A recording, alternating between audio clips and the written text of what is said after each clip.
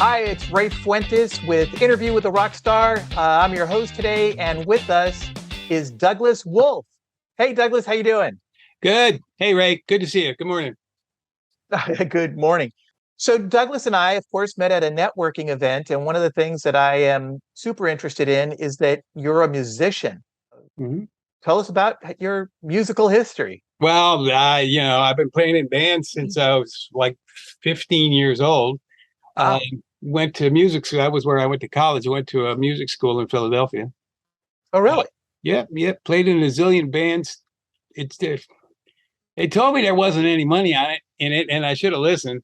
But anyway, I switched over to computer-based production in the 20s. Well, so I'm classically trained. Actually, I was trained on classical guitar and jazz guitar at the same time. So I would go to my jazz guitar lessons with Ronnie Stanko, and then I would to my classical guitar lessons with Anna Kozarenko. But anyway, she was funny. um, but I had both kinds of guitars. So a classical guitar, you can't plug it into an amplifier. Oh, The other guitar they okay. had was a jazz guitar. So I would switch. I played jazz guitar on the classical instrument and classical guitar on the jazz instrument, which is you're not supposed to plug it into an amplifier, but I did anyway. So that, I'm kind of a rule breaker that way. Uh-oh. So my tastes have always been, all over the place. I like everything. I like whatever I can find. And then I swore I would never go to synthesizers and electronic music and all of that. But then I met this guy and he showed me what I could do and I trusted him. So I tried it. So now I do, it's not my primary source of income, but I do some production at home. Oh, really? Yeah. If it got some stuff on YouTube and if Oh, well, you'll have to share that with. I didn't know that part. oh yeah. And Yeah, then, we'll go ahead and put it in the comments below. I just have to share this story with you. A house I moved into, I'm a real estate agent, and I know to do certain things, right? That maybe the common buyer might not, or the average buyer might not know. For example, go to the house before during your inspection period, go to the house on Friday evening and walk up and down the street, the neighborhood to see what's going on. yeah, I should have done that before I bought my first. Uh-huh. Right? That's a which is fine. I did that. Yep. And you should also go on a Saturday, right? Yeah. And see my process. What I think is, it seems like most people will mow their lawn on Saturday or Sunday morning before Yeah. it gets too hot here in Sacramento. Right. So I kind of did that too, right? Everything's fine. Where it's moving day, so we have all our stuff. The first thing we did, my youngest daughter was very young, was still taking naps at the time. So she might have been 2 or about 2 years old, I guess. So we set up her bed first so she could take a nap. And what I did not know is the guy next door had a band. Mm, yeah. And the seller did not disclose that he made loud music. Right. So right in the nap time, he and his band are rocking away. And I'm like, oh, great, because I didn't come at this time during the day on a Saturday. Well, my daughter, Sydney, she fell asleep anyway. So I'm like, okay, I just hope this isn't an ongoing thing. And it wasn't. As it turned out, they practiced there maybe every 3 months, every 6 months. It didn't happen very often at all. And he used to work for the state. He's retired, and he actually is very interested in music, and then started his own production, local production in one of the bedrooms, which I think is pretty cool. I still follow him on Facebook. Are you in a band now, for example? Can we go watch you somewhere? Yeah, no. You can Okay. check out some of the stuff on YouTube. But there is a library in Sacramento. It's called the Library of MusicLandria. And I Music found out, Lender. yeah, and I found out about this place because our church had some instruments that were hanging around and they were in the closet and nobody was using them, and they found this place to donate them to. And it turns out that this library is built on that idea. Everybody, yeah, So if you don't have a conga drum collecting dust in your closet, your cousin does, right? Lots of people have this stuff, and they got this library together based on the idea that lots of people have, they got instruments laying around here perfectly good. Why not get them out there and make them available to the public? So they collect all of these. They got a space for them. You can walk in there and check out any of the instruments for as long as you want to for free. Well, Fabulous, that's great news because isn't it? Right? the same young daughter that I mentioned, when she was in uh, middle school, and I believe she continued her first year of high school, she played the saxophone. She says, "Well, I don't know if I want to do it now." That would be a great opportunity because we never bought one; we always rented one. Right. She could basically check it out, Yep. see if it's something she's interested in, and then if she wanted to, she could buy it. I mean, she's an Yep. adult now; she can buy her own Yeah, I've stuff. done that with some of my students. Yeah. Awesome. So you teach music as well. Yeah. And what do you teach? Oh, well, all the instruments. And then there's a particular production software. It's called Band in a Box, Okay. which nobody's heard of, right? Now, if you talk about musicians, there's a few pieces of production software that everybody knows about, like Pro Tools, right? And they have all the reputation. Band in a Box is kind of a secret. And I'm one of the few people that can actually teach it. I've been doing it so long, I know what it does. So back in the 70s, I just told everybody how old I am. Back in the 70s, I started on the studio, and you got to have reel to reel, and you got to have a mixing board that's as big as a Volkswagen, and all of this hardware, and Right. and the different rooms, right? So now I have capabilities in my home studio that were unimaginable back before year 2000, and which is when I first started getting into electronic production. And if you were to walk into my studio, you wouldn't see it. It's in the computer. I have 250 actual human being musicians. They all have Wow. names, right? Like Jeff Lorber, Ron Carter, actually. Some of them are very well known among musicians, and some of them are, right, real musicians, and they all play different instruments. I got 32 different piano players. Wow. So yeah, if I'm working on your song, I can punch in the chords. I can say, well, here's a C chord and here's a G chord and so on. And then those musicians will do what you told me to tell them to do.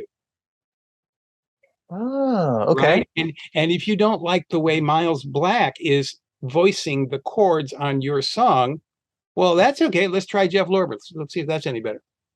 And if you don't Okay. like them, we got hundreds of others. So that's a different business than what we were originally planning to. Yeah, it ain't no money in it. But you enjoy it. No, but and you can what I certainly can help do, other people. but the thing is, what I can do if I'm talking to a business person, if they've got a brick and mortar or a dog and pony, and they want to have some live music, there's a bunch of really good free commercial music on YouTube, and it says right there, royalty free. Go ahead, take my music, put it in your project, and you can use it, and it's for free. And a lot of it's really good. It's awesome. So I work with musicians. I work with business owners who, for whom that doesn't work. There's something about their branding, or there's something about what they want the music to be.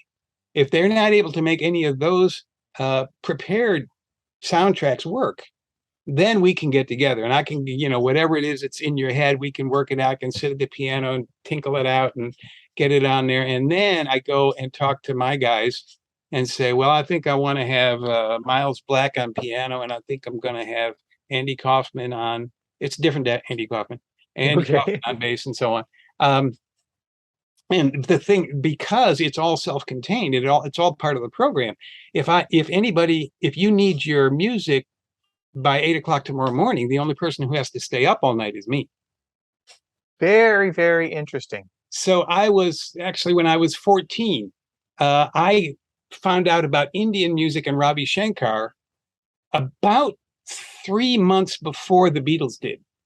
Wow. Yeah. So I was doing that. And then, so, because I was so mixed up, classical music, rock and roll, jazz, country, all that. I used to play in a country band. and had a cowboy hat and red pants and a 6-shooter. And then when the singer got to the part about how I shot a man in Reno, I'd shoot the singer with my 6-gun. And that was in Allentown, Pennsylvania. And they thought it was the most wonderful thing that ever happened ever. That's funny. Yeah. That would be a funny video to watch. Yeah. So anyway, my tastes are all over the place. Chinese, awesome. Indian, Afghan, and lots of different styles. I mix them all up. We will definitely make sure the link is available for everybody to preview. Great. After they watch this. Now you have a business, a utilities based business. Tell us about that. What's the name of it? Well, I call it Blue Mountain Lake Utilities. Okay. So I work with a referral agency that all they do, it's a 30-year-old company, and all they do is build referral relationships with major service providers. And such as? What's that? So locally, who would that be? Oh, locally it'd be AT&T, Sprint, T-Mobile, Vivint Home Security, Dish Network, DirecTV, PG&E. So we can work with. Did you know that in California, they allow third-party energy? So I did not know that. The actual gas that comes to your house by law doesn't have to be purchased from PG&E, and that's a good idea because PG&E doesn't actually have any gas to sell. They don't produce any gas. Now that I kind of knew. They buy it from providers, right? So every homeowner has the ability to tell PG&E which provider they want the gas to come from. I see. And that's great. We call our energy company Zoom Energy. Our provider is NRG, and it's the biggest third-party energy provider in the country, and therefore the world. So you can essentially, so as a real estate agent, I have somebody that wants to buy a house. Yep. And they always ask me, actually, I ask them or tell them, hey, before, you've removed your loan contingency, let's make arrangements to set up your utilities, trash, water, sewer, internet, whatever you need for your home. So go ahead and contact those people that do that. Absolutely. And they say, I don't know who that is. And I go, okay, well, no problem, because I've prepared. I give them a list of providers for that area. Now, for utilities, it's kind of a challenge because usually like the trash is the same company. Right. You don't have a choice. Water and sewage, pretty much the same company. But things like I didn't know about the PG&E, but things like PG&E, SMUD, internet service provider. I just say, hey, here's a couple that you can check to see if they work in your area. So I don't want to promote just one necessarily. But you can do that. I don't have to do that anymore. I can just refer them to you and say, hey, here's your utilities guy. Let's see what we can do to have him help you. And then you can do all that work, right? Yeah, man. Thanks for doing my pitch for me. Now let me show you. Let me show you how that goes. Yeah. So I got this prepared for when I'm working with a real estate agent or actually a loan officer, anybody at all. It's usually when you're talking about the fees. What's the name of that thing? Anyway, so there's lots of opportunities in that conversation for the homeowner to bring up those questions. Well, when do I get the key? And when do I get this? And when do I get that? Exactly. So here we go. Blue Mountain Lake Utilities. We help people feel good about paying their bills. Dear homeowner, congratulations on your new home. So you have a letter already prepared. Yeah, moving can be stressful. We can help. Awesome. So we got all of these services on here. Now, the company that sets up the referral relationships for me, they provide internet, energy, TV, ID theft protection, which you so need this when you're buying a home every time. Yeah. And especially now, all of those documents, they're electronic. Every time you sign, it's a point of vulnerability and you are just exposing yourself. It's horrible. Well, you hear the stories in the news. So disclaimer. Let me just make a disclaimer. It's a real estate disclaimer. Yeah. If you're in the process of purchasing a home and you receive an email that looks like it's coming from your escrow company that says, please wire X amount of dollars to this location, that's the way you're supposed to do it. But before you do that, confirm that email absolutely came from the escrow company. what people are doing is thieves. What they're doing is they're finding out that people are selling their homes, and they can find out what escrow company it is, and they can make an email look like it's coming from the escrow company, and and when they wire the money, it can go someplace completely different. And once it's gone, it's gone. You never get that back. So, disclaimer: when you're purchasing a home, make sure you talk about transferring money, wiring money with your agent, lender, and escrow officer. Right, now back to you, Doug. Well, thanks for doing my pitch for me. You're welcome. Because now more that we all do these transactions electronically, don't we? Absolutely. And when I go to the training provided by the identity theft protection company, they show me, they got video demos of how easy it is to hack into somebody when they're using their credit card at a hotel or a restaurant or a gas station. And everybody's in the room going, oh, no, it can't be that easy. Well, yeah, it can. It is. Yeah. It is that easy. So, yeah, that's why our product is so robust. So anyway, cell phones, internet, home security, those are provided by the services by the companies that I have a referral relationship with. City Services is not. But I'm going to do that anyway, right?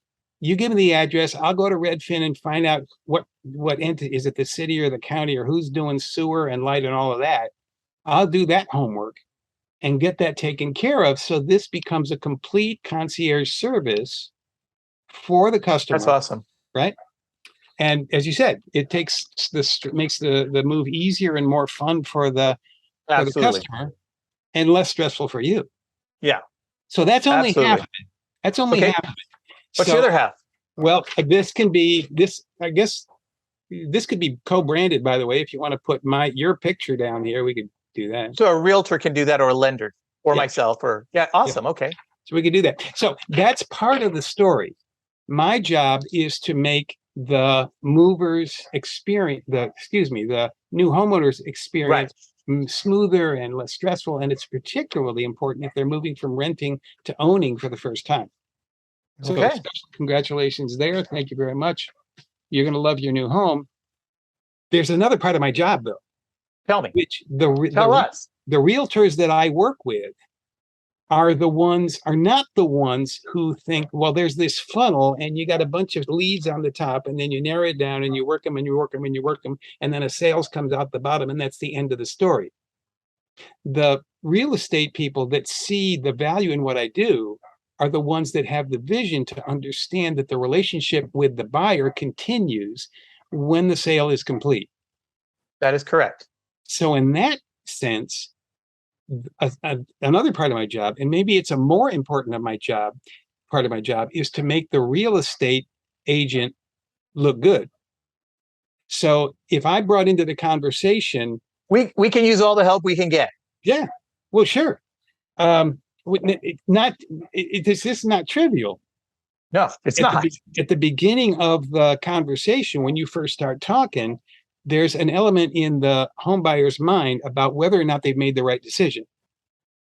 So then if I'm going to be part of the team that you're bringing on for the homeowner's benefit, then part of my job is to make sure that I assure the customer that they have made the right decision.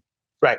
So here's what we did last. That's called, for those of you watching, third-party validation, which is what we're talking about. Third-party validation is huge because people we follow the process. It's why we're doing the video. Know you, like you, trust you, so people can get to know who you are. Yep. But to have a third party, a third person come in and say, well, I know this guy, I worked with him before, and this is what I found, is very big.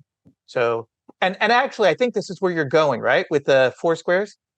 Yep. Great. Thank you. Yep. So again, thank you very much for doing my pitch for me. That was great. Third party validation. Yeah. So I went to a couple of, it was a book group actually. It's studying the 4 personality types. Have you ever heard of red people and blue personalities and yellow personality? And they have different red shoes. That's why the red shoes. All of that. Yeah. Oh yeah. Who's got red shoes? That would be me. But that's why they're red. That's the whole purpose, because of that personality style is, I tend to lean in that direction. Good. Okay. So you and we were supposed to get together on Tuesday, it Yes. worked out. Well, record, yeah. Worked out differently, and I think worked out really well. It did.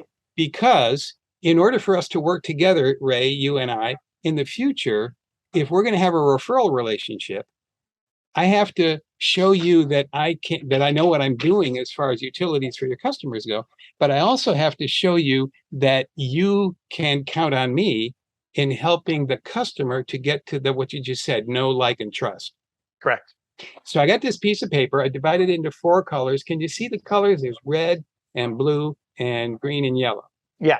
Right. So 4 kinds of people. What we did on Tuesday was I asked questions in each of those domains. I asked some red questions and some green questions and some yellow questions. So now if I'm talking to your homeowner and I get the impression, or maybe you could tell me, I get the impression that that homeowner is a red person. Here's what I found out about Ray. Ray's an independent. Oh, he won the President's Award from Remax numerous times. Yeah. Yeah.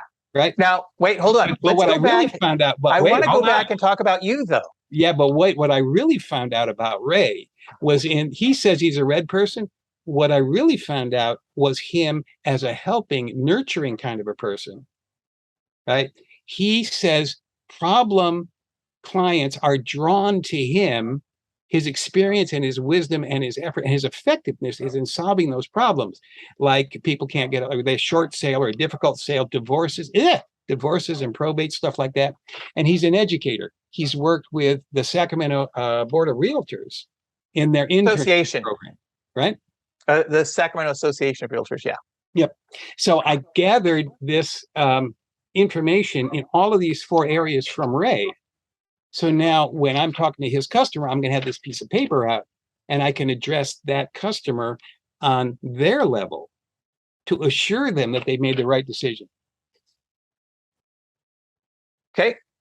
So let's talk about you. We have a little bit less than 10 minutes for your time. Yeah. What is a shark question that you might ask? Well, I'm still working on it, and it changes all the time, but something like, what's a trophy? What's an award? What have you got on your wall that says you're an achiever? So what's one of your favorite success points in your past? Oh, well, you were asking me about a gig I did, right? I happened to, I got to know our local councilman through going to the Chamber of Commerce around here, right? Uh-huh. And I was on my way. Well, I got there early at a Chamber of Commerce meeting, and I was sitting at the bar having a beer, which I hardly ever do, so that was fun. And he's late. That makes sense. So he comes in and we know each other, we recognize each other. And I said, "Hey, Councilman, how you doing? We want to have a beer." And he said, "No." And I said, "Well, you want to go for a bike ride?" Because I always say that, you want to go for a bike ride. I'm very much a bicycle advocate. Okay. Bicycle as transportation, not just sport or recreation or anything like that. And he gets it because he's lived in Paris, Rome, Istanbul, right? They have a different mindset over there. So he said, "Yeah, that's a great idea. Let's do that." And call my office. So I called his office to talk about organizing a bike ride with having the city involved. It turns out that May is Bike Month. And they're looking to create an occasion. So I brought together the city, the Sacramento Area Bicycle Advocates, another organization called the Bike Party, which is more fun than you can even stand. And then I started pulling in some musicians and stuff and then the next thing, I got people involved, had a team going, and we put together a street fair. About May it was so cool. About May is Bike Month. We had this a guy showed up with a stage. He had a pickup truck, and he had converted the pickup truck into a folding stage. The stage was above the cab and the whole length of the pickup truck, and it had a canopy over it. You had to climb a ladder to get up on the stage. Wow. But it worked surprisingly well. He could just roll it in and roll it out. We didn't have to, prepare anything.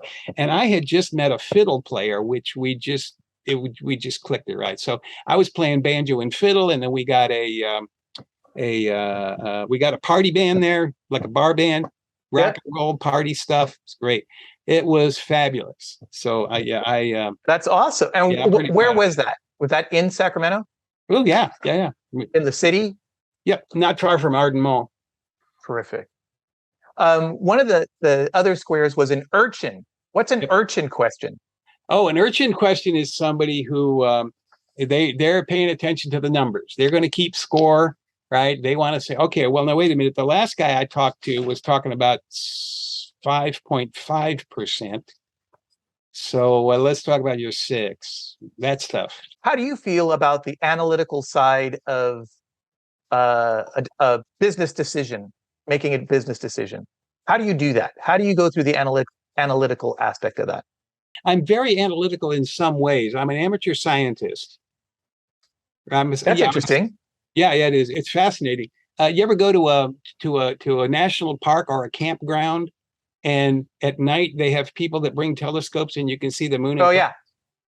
Well, somebody had to be the first guy to do that. His name was John Dobson, and he back in the 60s he started doing that, and he made it a global movement. And he lived in Sacramento when it first got started, and I'm a direct I'm his direct disciple. Yeah. Okay. Yeah, so I can get really analytical that way. And when it comes to music, I have to, and the notes and the chords and the rhythms and all of that, I have to be able to break those down into numbers. Sure. Now, how am I applying that to business? I'm not sure. And that's okay. No, it doesn't have to be business. I was just using it as an example. Yeah. No, it's an interesting question, and I think I need to think about it some more. Maybe you can give me some advice in that area. Oh, can we talk some more? Huh? Another time. Yeah. I have what's your dolphin question? How do you make the world a better place? And how would you make the world a better place? This is usually a great question. Yeah. Well, working with places like MusicLandria, the library down there. So that was a volunteer place. That's how I met this terrific fiddle player. We got along great. I'm working with a bunch of kids now who live in, what do they call them, challenge zones, areas of Sacramento where they don't get the opportunity to take piano lessons. They don't get music in school or anything like that. So we're putting together a program. It can be an after-school program. Unofficially, so far, it's not that's cool. An after-school program. But we're working with the Library of MusicLandria and getting the kids together. We got music teachers, and we do a thing where, over the summer we met for every day for a week, and then at the end of the week, the kids were actually able to write and perform their own music. That's cool. Yeah, we gave them the experience of putting on a show. It was great. Last question. The last sea animal type was a whale. Yeah. So what would be a whale question? What do you do for fun? What do you, other than music, what do you do for fun? You know what? Let me ask you this. Because we're talking a little bit about the Sacramento region, what's your favorite restaurant? Oh, my favorite restaurant right now, it's a little place up on Watt called El Parian, Parian. Is that the Puerto Rican restaurant? No, you know any Puerto Rican restaurants? Yeah, there's one on Watt. What? Oh my gosh, it's in North Highlands. I'd have to look it up. I haven't been there in you have to look it up. I'll get it to you. I'll put it in the notes down below. No, you got to look it up, man, because I haven't had a decent asopao since I left the island. No, tell us. I lived in Puerto Rico as a kid. I will put that information in the bottom. I have to look it up. But tell us about this restaurant that you like. Well, it's a pretty conventional Mexican restaurant, but I've been driving past. I live not far from Watt and the air base. Yeah. Right. Okay. Right. I go by there all the time. And I just happened to stop in. I guess I was looking up Mexican food on Google, and this place got a really high rating. And no joke, it's just a little step above, everything, right? So far, I had the taco salad is outstanding. Give us the name of the place one more time. El Parian, Parian. Okay. Yeah. Well, thank you so much for our time. We are down to the last few seconds. Do you have any final words that you'd like to share with us? Any final words? Well, every time the background that you have, the Golden Gate Bridge, I think that's if I go to a lot of Zooms and I see that background a lot, and I think everybody wants to use that, and it's especially significant for me because I used to live at the end of the bridge that's far away in the picture behind your head. Oh, and I just grabbed this one incidentally. The problem on Tuesday was my computer crashed. Yep. I had to go buy another computer. I had to update everything. And one of the things I forgot to update was my background from Interview with a Rockstar, which has Sacramento. You'll see that later. Yep. But thank you so much. At the other end, where you are, Ray, at the other end of the bridge, right where if you were actually standing there, right there, there's a tiny national parks campground. It's about the size of a half of a football field because it's so mountainous. It'll take about 6 tents. Huh. So what I used to do when I'd leave my house on a Friday, I'd get a taxi cab to bring me across the bridge, camp where you are Friday night, and then walk north up to Mount Tamalpais for Saturday and Sunday. They go to the beach and then catch the bus back. Wow. Which makes me the inventor of the sport of taxi camping. I'm pretty sure. Thanks again for your time.